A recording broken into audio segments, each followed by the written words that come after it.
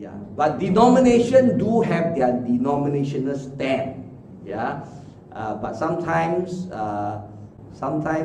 even people within the same denomination may not subscribe to something. You know, I'm a very different Christian. Some times ago, I put up this thing on my Facebook. I say, God is not Methodist, God is not Baptist, God is not Brethren, God is not AOG, God is not Calvinistic, God is not Arminian. Yeah, the God of the Bible is the God of the Bible. Don't put him in a box. Yeah, and I am actually an AOG licensed minister. I'm actually a Presbyterian elder, laid hand and ordained by the Presbyterian Church in Ipoh.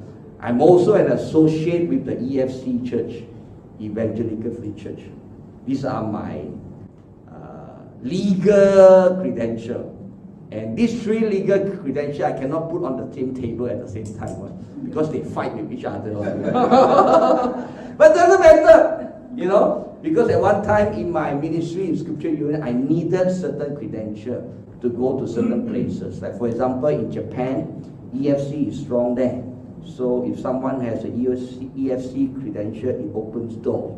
Yeah, in certain countries. Yeah, so I have 3 credentials, which actually fight with each other. But to me, my important thing is to be able to serve the Lord with minimal obstruction. So.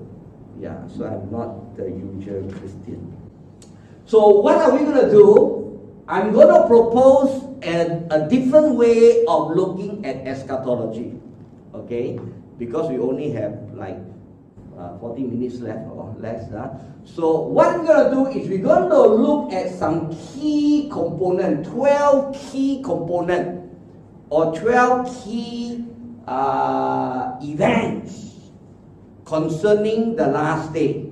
Okay, we will look at them first, as in we want to understand what it is, and even that also got problem now because different people will understand it differently. So what I will teach or what I will present this morning would be what I would say is something a little bit more common, something more classical understanding of this. Yeah. And I'm not saying that it is the only way to look at this thing, yeah. But because that there are so many different ways and there are so many arguments, we make it very difficult for these young people, no? And really, I look at the younger generation, 90% of them don't even care what is eschatology. Why? I think a lot of the fault lies on us. You know, we make it so complicated that they have no idea at all what is it all about. So my intention is not to be like that. Yeah, my intention is to provide a framework, just a simple framework. It is not. I do not claim that it's 100% biblical.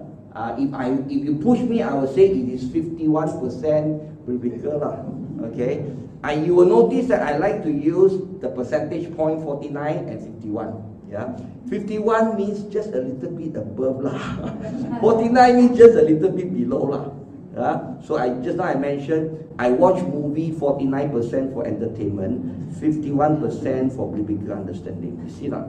So I like to use these 2 percentage points. I explain to you so you know why I use these 2, not in a legalistic way.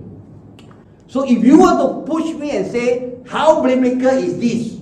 I would say at least 51%. I will not say it's 100% biblical. And I think anybody who stands up and say, what I tell you is 100% biblical, you minus 51 marks from that person. Because nobody knows, right? From the onset of the New Testament, people have been quarreling, you know. Yeah, and I think we Christians just need to know we don't have to tell God what he meant by those things. We just listen and we accept that our finite mind cannot understand the infinite things of God totally. And I think that's a fact that we need to understand. So what?